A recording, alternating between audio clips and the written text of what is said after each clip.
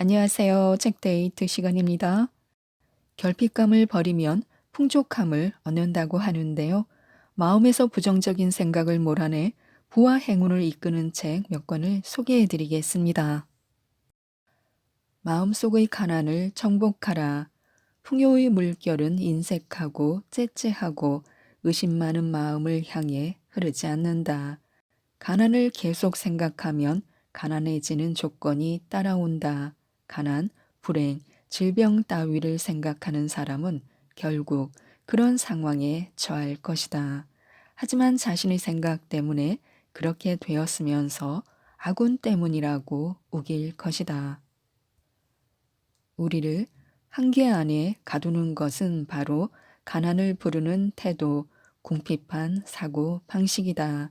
우는 소리나 하고 투덜거리며 비겁하게 변명하는 대신 자신의 타고난 부를 당당하게 요구했다면 가난에 시달리지 않고 훨씬 더 멋진 삶을 영위했을 것이다.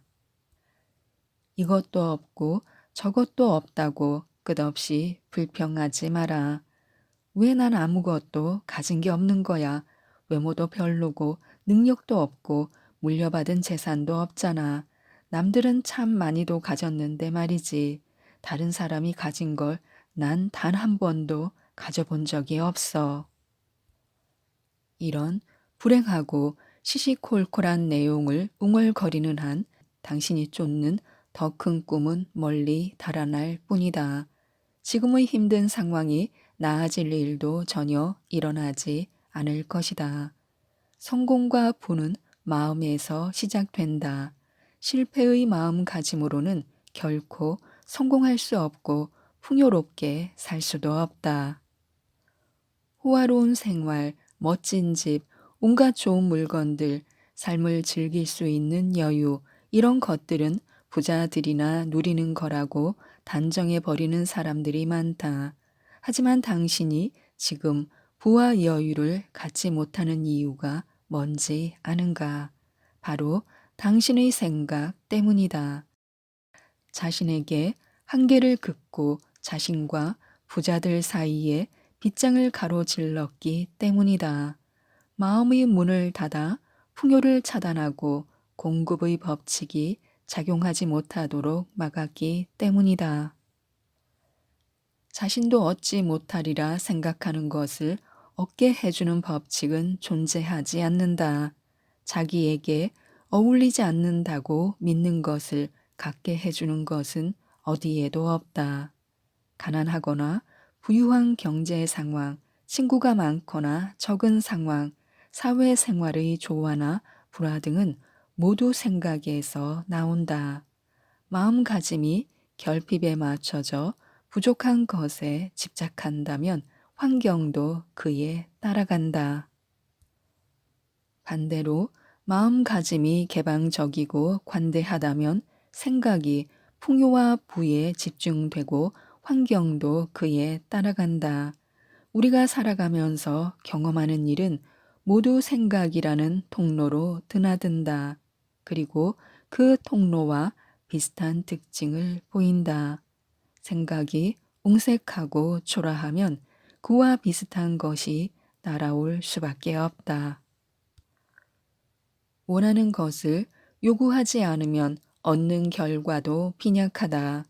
우리는 충분히 요구하지 않는다. 아주 작은 것에 그냥 만족해 버린다.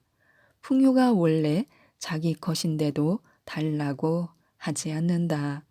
있어야 할 것이 없고 누려야 할 것을 누리지 못하는 삶을 더 이상 지속해서는 안 된다. 자신이 바라는 것을 끌어당겨라. 그것에 마음을 집중하라. 단 한순간도 스스로의 능력을 의심하지 마라. 그리하면 얻게 될 것이다.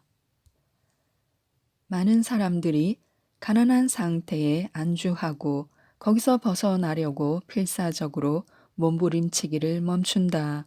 뼈 빠지게 일하면서도 완전한 경제적 자립은 꿈도 꾸지 않는다. 언제 또 궁핍해질지 모른다는 생각에 매달려 아등바등 산다. 그렇기에 가난에서 벗어날 수가 없다.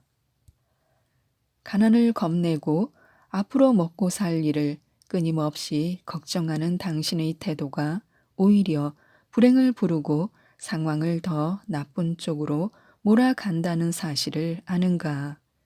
현재가 아무래도 환경이 아무리 냉혹해도 당신을 올가매는 조건은 단호히 거절하라. 당신의 능력을 발휘하지 못하도록 막는 장애물 따윈 당장 제거해 버려라. 하찮은 것을 기대하면 하찮은 것을 얻는다. 강물이 그 수원보다 더 높은 곳으로 올라갈 수는 없는 법이다. 가난한 채로 머물 거라고 여기면서 부자가 되는 사람은 없다. 가난은 마음의 병이다. 당신이 그 병을 앓는 환자라면 마음가짐을 바꿔라. 비참하고 오그라드는 가난의 이미지를 내려놓고 고개를 돌려 풍요와 부와 자유와 행복을 바라보라. 상황이 얼마나 빠르게 나아지는지 알고는 놀랄 것이다. 가난한 사람이란 가진 게 적거나 재산이 없는 사람이 아니다. 바른 생각과 동정심과 고마워하는 마음과 따뜻한 정서가 부족한 사람, 자신의 운명과 능력을 가난한 눈으로 바라보는 사람, 자신의 가치를 떨어뜨리는 사람, 이런 이들이 다 가난한 사람이다. 우리를 가난으로 이끄는 것은 바로 마음의 빈곤이다.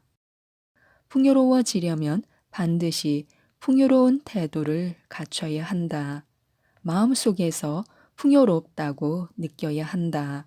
몸가짐에서 자신감과 확신을 내뿜어야 한다. 이것이 성취의 정도를 결정한다. 궁핍과 부족함이 마음에 가득하면 반드시 가난에 허덕이는 상황이 결과로 나타난다. 먼저 내면의 가난을 정복한 다음에야 외부의 가난을 정복할 수 있다. 풍요는 흔히 아름답고 숭고하고 좋은 모든 것이 넘치는 상태를 말한다. 진정한 성공이란 영혼이 풍요롭고 완전하다는 사실을 내면으로 의식한다는 뜻이다. 모든 좋은 것을 누릴 수 있음을 의식하는 것이다. 많은 사람들이 자신의 목적에 안 맞는 일을 한다. 부자가 되려면 가난한 역할을 연기해서는 안 된다. 가난한 분위기를 풍기는 한 결코 돈을 끌어당기지 못할 것이다. 반드시 마음가짐이 풍요로워한다. 난 가난해. 절대 부자가 되지 못할 거야. 능력도 없잖아. 난 실패자야. 운도 안 따라. 이렇게 징징거리지 마라. 우려던 행복도 다 달아난다. 목표를 이룬 자신의 모습을 늘 상상한다.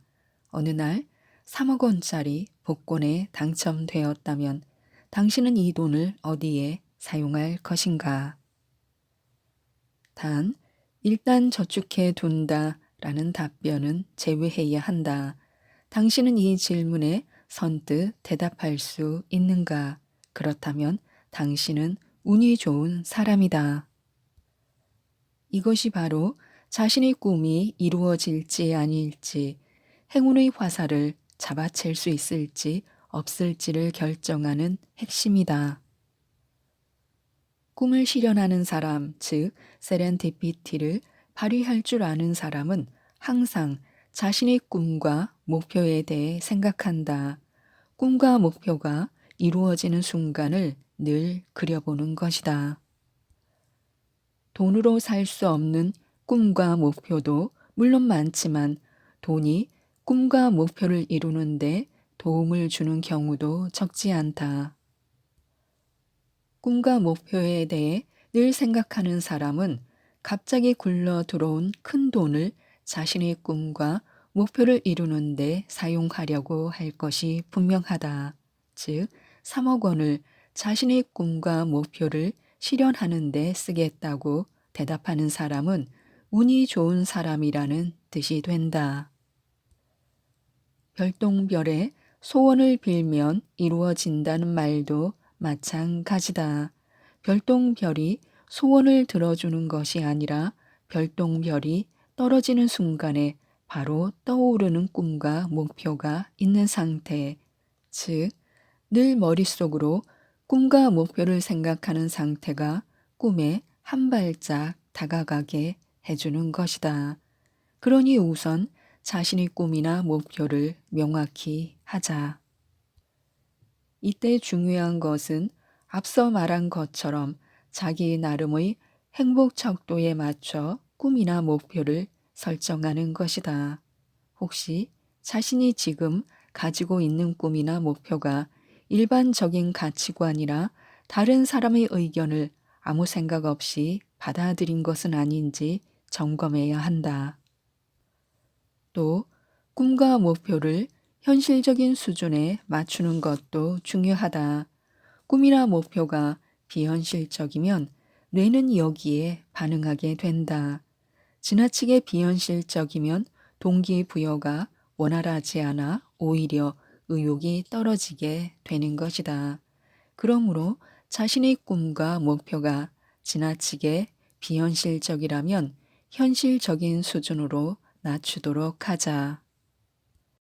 또한 수단과 목적을 혼동하지 않는 것도 중요하다. 복권에 당첨될 수 있기를, 원하는 대학에 합격할 수 있기를, 좀 더 날씬해지기를과 같은 바람은 사실 진정한 바람이라고 할 수 없다.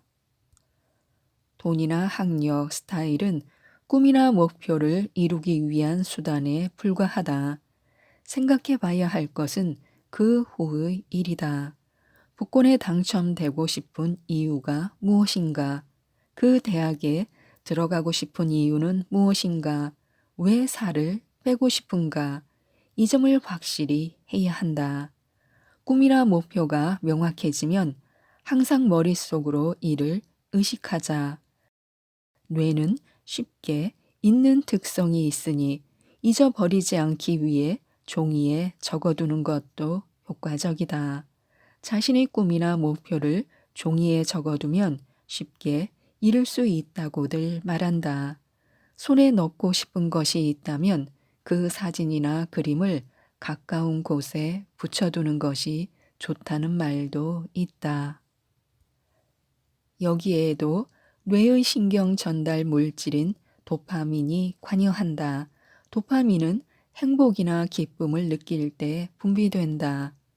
꿈이나 목표를 적은 종이나 갖고 싶은 물건이 찍힌 사진을 바라볼 때면 인간의 뇌는 자연히 그 꿈이나 목표를 실현했을 때 갖고 싶은 물건을 손에 넣었을 때를 상상하게 된다.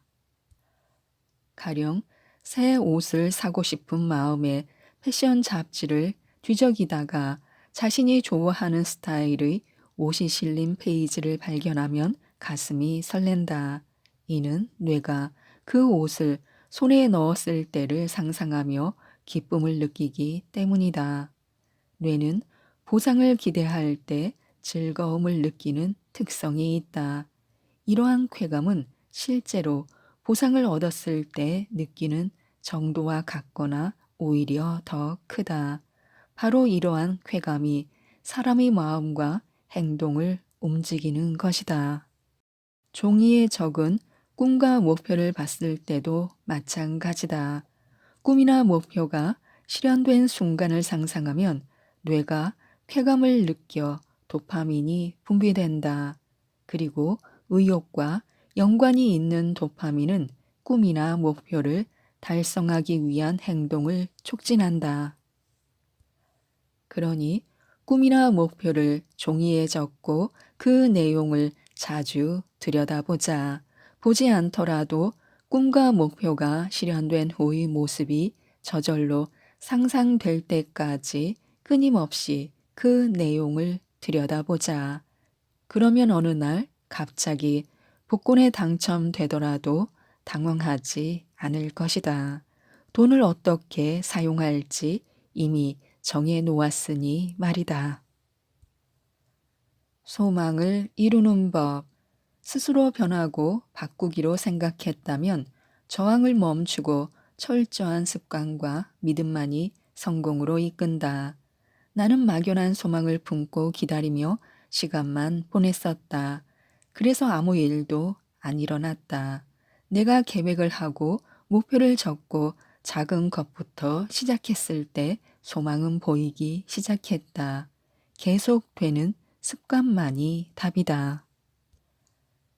성공을 해보기로 마음먹었다면 죽어라 붙들고 우리 앞에 두어야 한다. 마라톤 완주를 보면 스타트는 다 똑같다. 초반에 먼저 달려가는 사람, 중간에서 실력을 발휘하는 사람, 결국 마지막 결승선은 누가 먼저 통과할지 아무도 모른다. 버킷리스트에 적어둔 소망을 내가 죽는 날까지 실행하고 재밌는 삶을 살 것이라고 믿는다. 나의 명령에 잠재의식은 실행한다. 습관은 자동화되어 스스로 실행한다. 소망에는 다른 사람 의견이 있을 수 있다. 그러나 남을 위한 목표는 세우지 말아라. 오직 본인을 위한 소망에 맞추길 바란다. 이 세상에 우리는 일만 하다가 가라고 태어난 것은 아니다. 감사하면 우리의 마음에 부정성이 들어올 틈을 주지 않는다. 나의 목표를 대신할 사람은 없다. 내가 진심으로 원하는 것이어야 한다. 남을 위한 목표에서 벗어나서 내가 어떨 때 행복한가를 물어봐라. 외부 세상에서 찾지 않는다.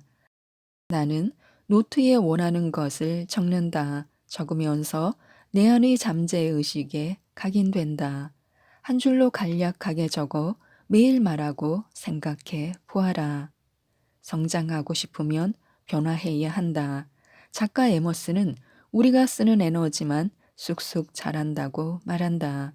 에너지를 남에게 쓰지 말고 자신에게 쓰고 목표를 명확하게 적고 그것에 에너지를 쓰라고 말한다. 성공으로 가는 길은 정해졌다. 내가 감사하는 것이 무엇인가를 노트에 적어 보아라.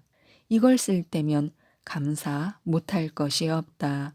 이것을 반복하다 보면 습관이 된다. 상상은 현실이 된다. 소망을 적고 상상하기를 연습해 보자. 내면이 먼저 변화되면 행동이 변화된다. 우리는 항상 상상하고 살았다. 우리가 원하는 현실을 데려올 수 있다. 나는 내 소망을 매일 내 머릿속에 넣고 생각한다. 삶 자체도 상상의 산물이다. 내가 상상했는데 어느 날 그곳에 내가 갔던 적도 있다. 그림으로 상상했던 것이 정확하게 작용한 것이다. 우리는 상상의 활동을 하며 모든 환경을 만들어낸다. 이것을 이용하지 않고 사는 사람들도 많다. 꿈을 꾸지 않고 펼쳐진 대로 사는 삶이다. 마음 공부를 하며 우리의 소망도 자신이 상상해야 현실이 창조된다는 것을 알았다. 내면의 변화 없이 소망이 이루어지길 바랄 수 없다. 목표만 있고 행동이 없다면 아무 일도 일어나지 않는다. 소망을 성취하기 위해서는 자신을 버리고 원하는 모습만을 상상해야 한다. 마음속의 모든 상상은 현실로 만들기 위해 원하는 상태를 만들어 주어야 한다. 장미꽃을 상상하며 장미꽃이 없는 속에서도 향까지 상상해 보라. 과거와 이별해야 한다. 지금 이 순간의 삶 속에서 소망에 집중하고 그 안에서 산다. 상상한 소망은 우리 곁에 올 것이다. 마음속 시선을 이동하여 마음껏 상상을 해보자.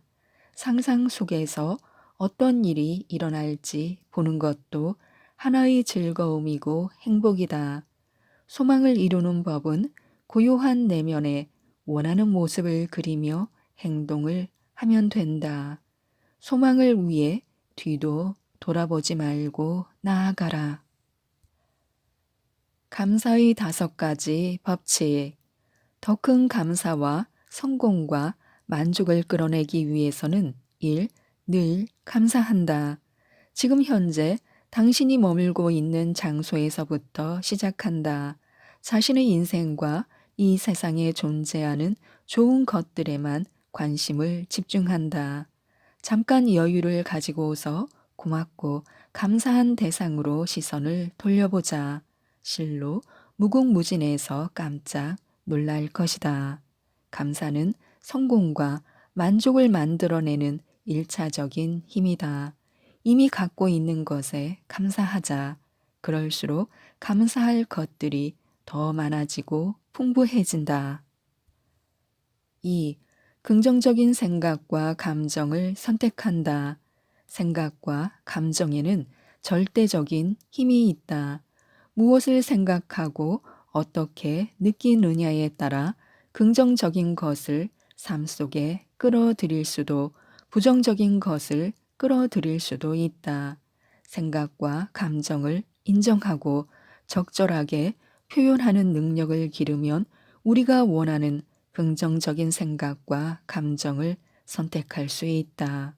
그리고 그렇게 할 때 감사와 성공과 만족이 가득한 삶을 창조할 수 있다. 3. 긍정적인 말을 사용한다. 타인과 나를 묘사할 때 사용하는 단어는 무척 중요하며 엄청난 영향력을 갖는다. 긍정적인 말을 사용할 때 원하는 것을 더 많이 소유할 가능성이 높아지고 성공적인 대인 관계를 형성하게 되며 우리 자신에 대해서도 기분 좋은 느낌을 가질 수 있다.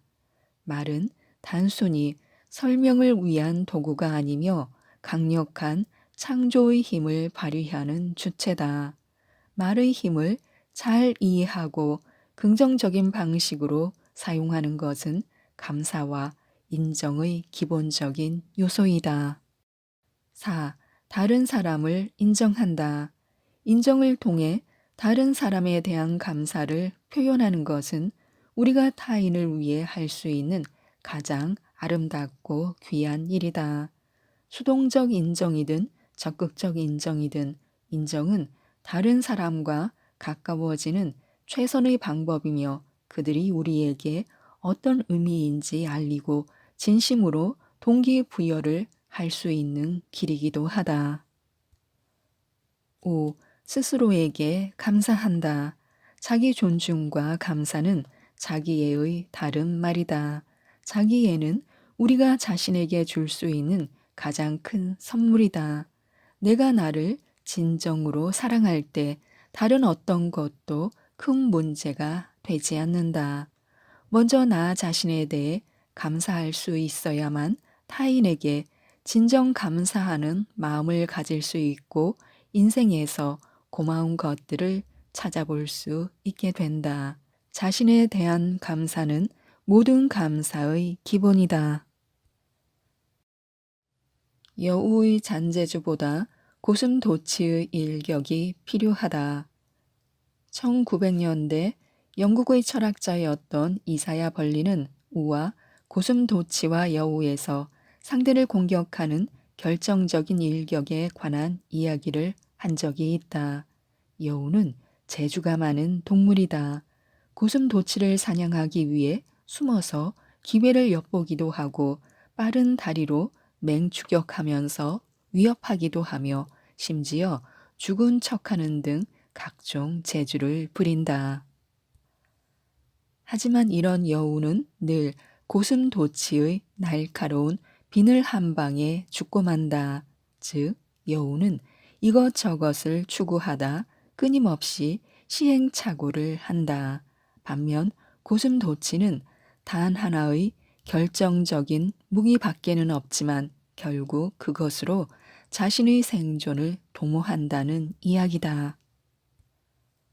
우리 인생의 대만은 고슴도치의 비늘, 항우의 전투 실력을 닮아 있다. 어차피 두루두루 모든 것을 다 잘하지 못하니 주도권을 쥐게 할 수 있는 단 하나의 분야를 개척하고 그것으로 나의 창이나 방패로 만들어야 한다. 탁월한 강점은 약점을 보완하거나 살짝 가리는 정도가 아니라 아예 덮어버리는 효과를 가지고 있다. 누구에게 말해도 고개를 끄덕일 만한 뾰족한 무기만이 내 단점을 사라지게 하고 정체성을 강화하여 돋보이게 할 수 있음을 잊어서는 안 된다. 주도권은 절대적인 비율에 의해 정해지지 않는다. 내가 100레벨로 현재 주도권을 쥐고 있어도 누군가가 110레벨로 들어온다면 나는 주도권을 잃게 된다. 그것은 마치 나는 10억 원을 가진 부자야 라고 떵떵거려도 50억 부자에게는 주눅이 드는 것과 마찬가지다. 한편으로 영원히 끝날 수 없는 게임처럼 보이고 그래서 주도권을 쥐는 것이 무척 힘들다고 여길 수도 있다. 하지만 그 해결법은 비교적 단순하다. 바로 내 인생의 테마 하나를 든든하게 키워내는 일이다.